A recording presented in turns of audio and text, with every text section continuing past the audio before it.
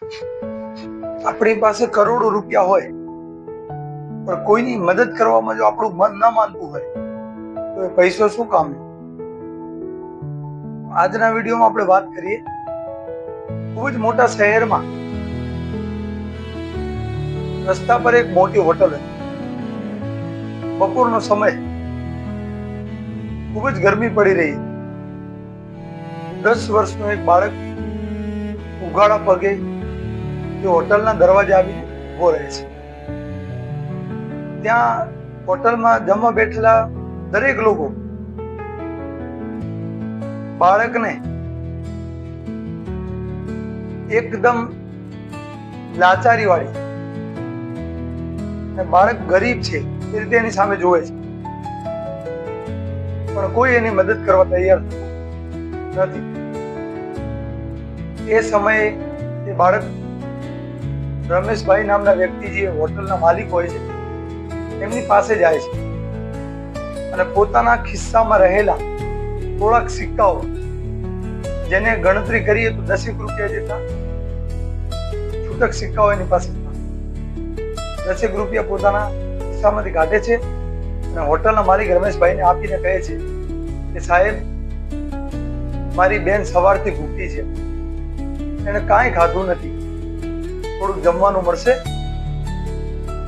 એ સમયે રમેશભાઈ સ્તબ્ધ થઈ જાય છે, ચોંકી જાય છે અને દીકરાને પ્રેમથી ટેબલ પર બેસાડે છે અને દીકરા માટે અને એની બહેન માટે પૂરી, શાક અને મીઠાઈઓ, થોડીક સામગ્રી પાર્સલ કરીને તૈયાર કરાવે છે.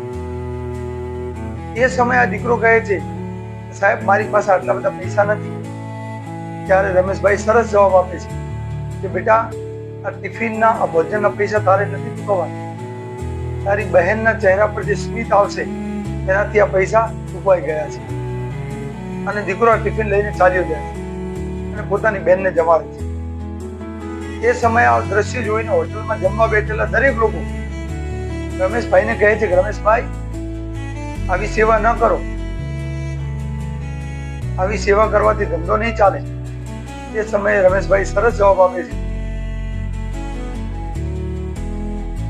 રમેશભાઈનો જવાબ એવો હોય છે કે પૈસા તો કમાવામાં હું ઘણા કમાઈ લઈશ, પણ જ્યારે સાચા ભાવથી કોઈની મદદ કરવી હોય એના માટે એક દયાળુ અને માયાળુ મન જોઈએ, જે દરેક પાસે હોતું નથી. ખૂબ જ સરસ વાત કરી રમેશભાઈએ. અને આપણે સૌ શીખીએ કે મદદ કરવા માટે કરોડો લાખો રૂપિયાની જરૂર નથી હોતી. એક માયાળુ અને દયાળુ મન હોય આપણી પાસે, એક દિલ હોય જેમાં લાગણી હોય, માણસોની પરિસ્થિતિને જોઈને આપણી અંદર એક દયા ભાવ જન્મતો હોય, તો આપણે સાચા માનવ છીએ. અને આજના આ યુગમાં જો આપણે કોઈની મદદ કરી શકીએ છીએ તો એ વ્યક્તિનું તો ચોક્કસ ભલું થાય છે. સાથે આપણે પણ નસીબદાર છીએ કે કુદરતે આપણને આપનારમાં બનાવ્યા છે, લેવા વાળામાં નથી બનાવ્યા. આભાર.